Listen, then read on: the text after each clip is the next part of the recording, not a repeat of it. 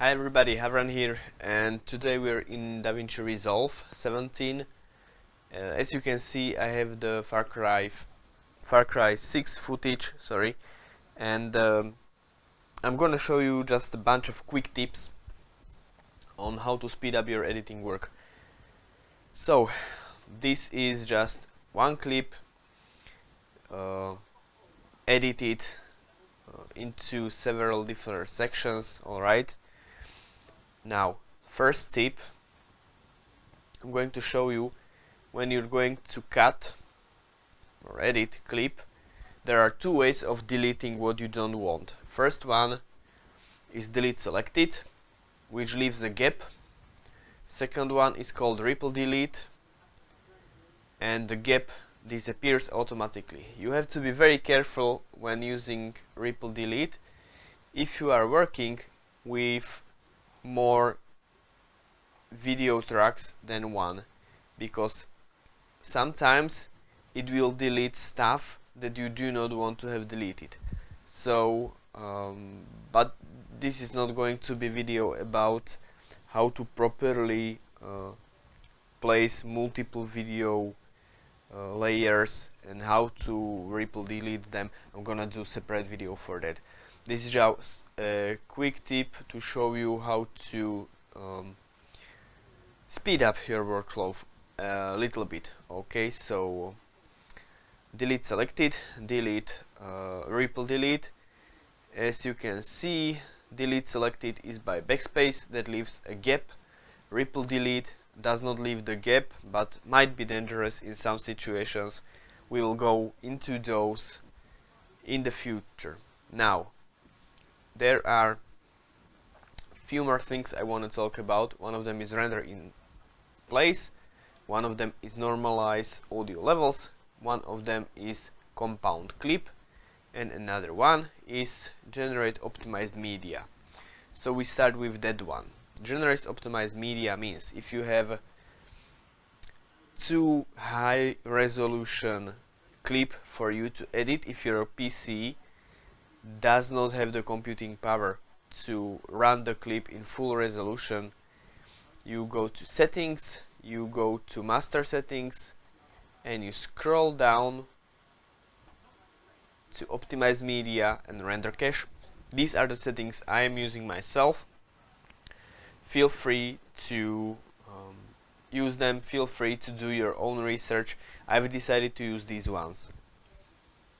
So, what you need to have in mind after you set it up in settings, you need to go to playback and be sure these two are ticked.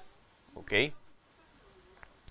There's optimized media and there's proxy media, and there's a difference between those two. Optimized media is easier, but you can use it only in your computer. It cannot be used in collaborations. On the other hand, proxy media can be used in collaborations, but it takes a little bit more time to set up. I'm not going to show you proxy media today. We will be only talking about optimized media. So, what is optimized media? I'm gonna show it on a very short clip because it takes time. Optimized media is basically, I right click the clip and go to generate optimized media, right? It takes time, but what happens is that DaVinci Resolve takes this footage and renders it into a lower resolution, which means that your PC can run it, you can edit it, and let's say it's like a 12K footage, okay? You're probably not going to be working with 12K footage anytime soon, but whatever. It works with 1080, it works with 4K, it works with anything that is more demanding on your hardware than your hardware can handle. Your workflow is as follows. You don't create optimized media from like a 2-hour long video.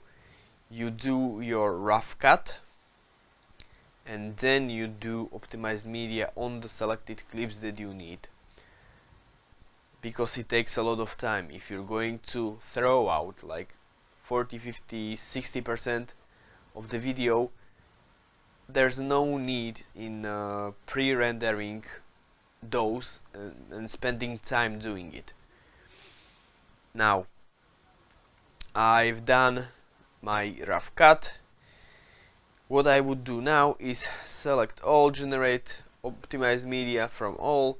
It would take maybe like in half an hour or maybe an hour of time to pre-render all the files, and that would allow me then to put my laptop on lower setting, right? You can see I'm switching between settings: turbo, performance, silent. I wouldn't need to go to turbo. Performance would be just enough to edit on optimized media. That's one trick. If you are editing footage that is way beyond capabilities of your computer, you use this and it makes a new version of the clip for editing and Resolve. But when you then go to the delivery page and you do the final rendering is still being done from the source material. That means if the source material is 12K or 4K or whatever, you can go from the original file size, from the original bitrate, from the original big amazing footage. It just allows you for smoother workflow, right? Now the other thing I was talking about, compound clip. Let's say I am going to do a lot of short edits, like let's say this.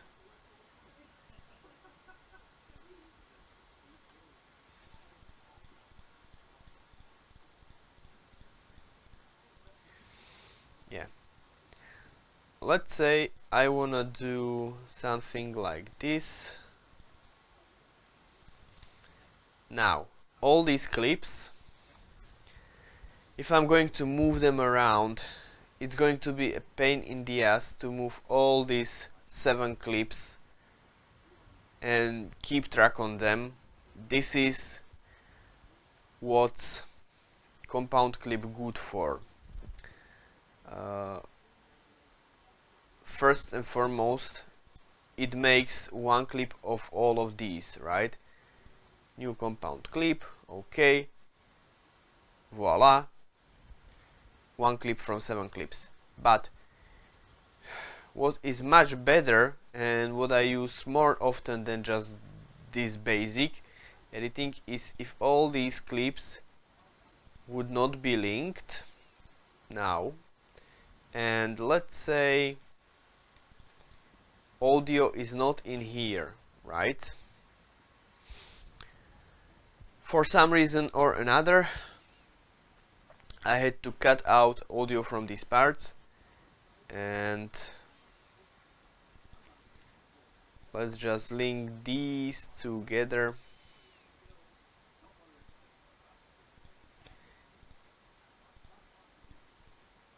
Now, if I go to all these clips now and create new compound clip, as you can see, it consolidates the audio as well. And this is amazing if you are working, for example,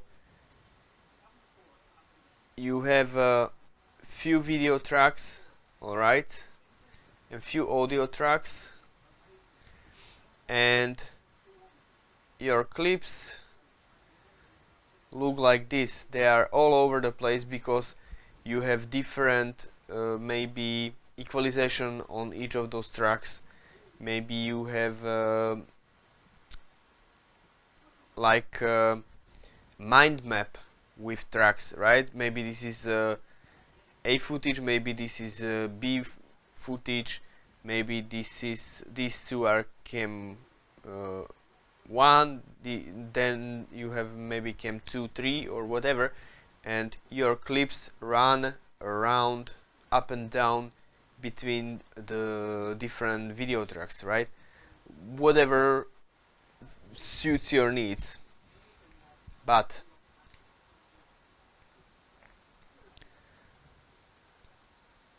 what is good with this is if you have a timeline that goes up and down, and the clip starts in here, and then there's along nothing, and another clip is in here, just like this, right? Look at this now. If I now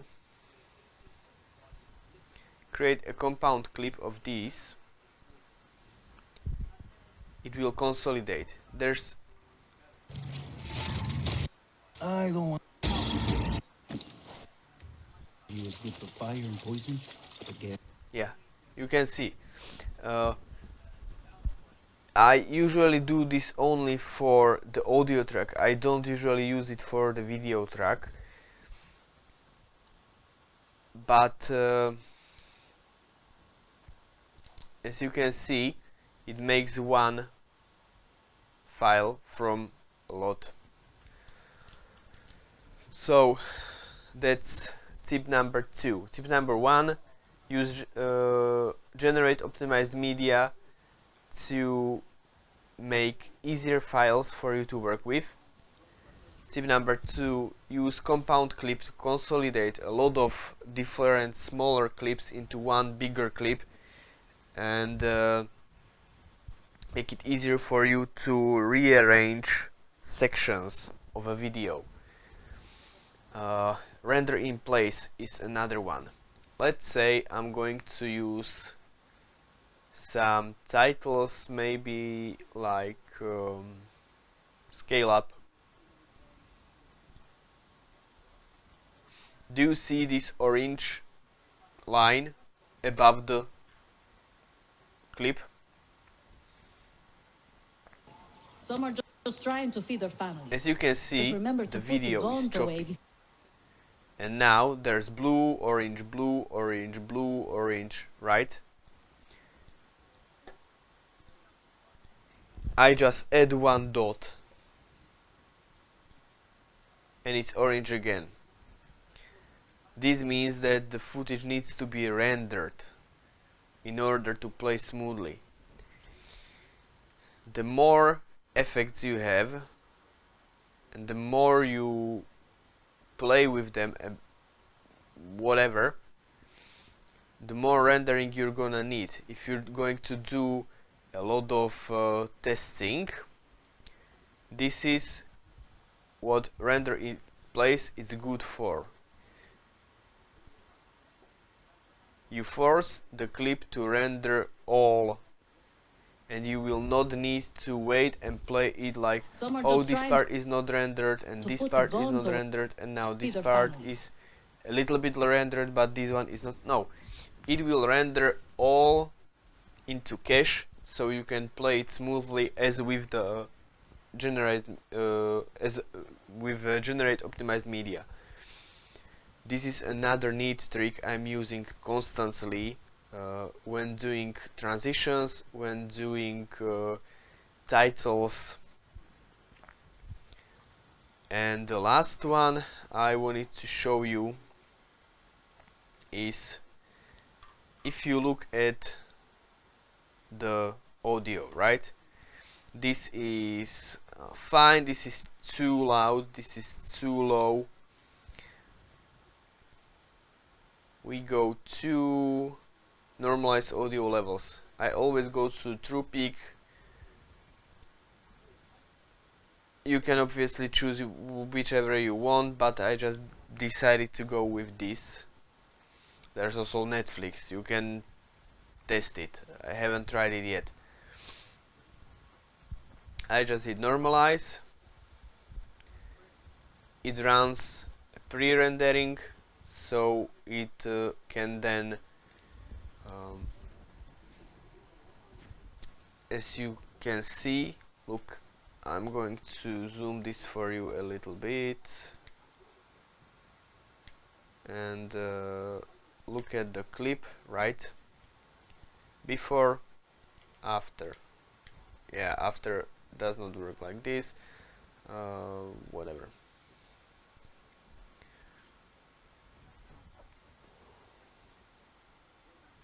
So I'm gonna run the normalization again, right? I'm gonna run normalization on this one.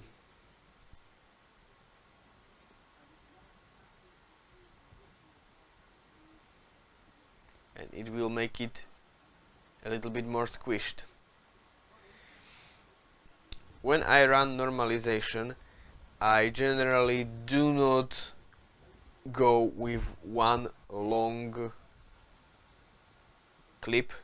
I edit it out into little sections that are very similar and then run normalization. Sorry, I'm really tired. Because it allows me to level the audio levels a little bit more closely, and after it's all done and after all the clips would be with the very similar, right, with the very similar volume, then I would select all and create not linked and create one compound clip from all the audio.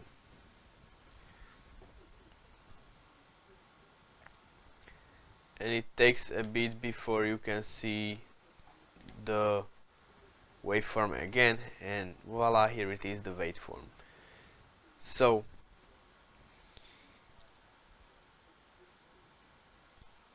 once more, generate optimized media for faster playback, new compound clip to put several shorter clips together as one longer clip,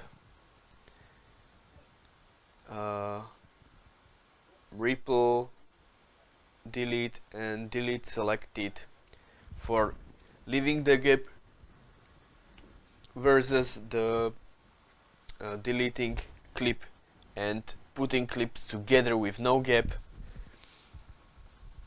Then there was render in place for effects and titles and transitions, and then you had normalized audio levels.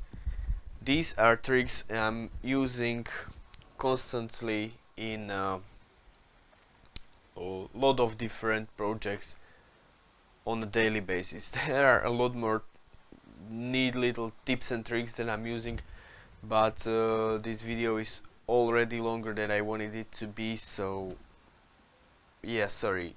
I had a really rough weekend. I had a lot of work, really tired.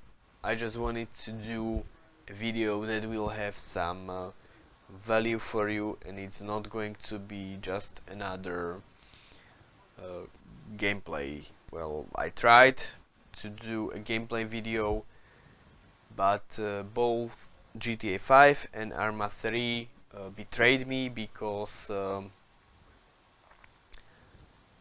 I have a vision for a video and couldn't get it to work the way I wanted it to. So after like 3 hours of trying different things, I decided to do this one instead. So hope these tricks are going to help you with your video editing, and well, see you soon. Cheers.